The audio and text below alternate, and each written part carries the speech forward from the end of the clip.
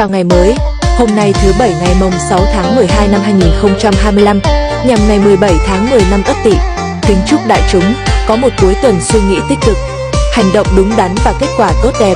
Các bạn thân mến, cuối tuần là thời điểm để kết nối bản thân lại với những người xung quanh. Hãy mở lòng đón nhận những điều mới mẻ, cùng nhau chia sẻ từng nỗi khổ niềm đau hay những tiếng cười và niềm hạnh phúc giản đơn. Thứ Bảy, cuối tuần ấm áp, hạnh phúc và ý nghĩa nhé!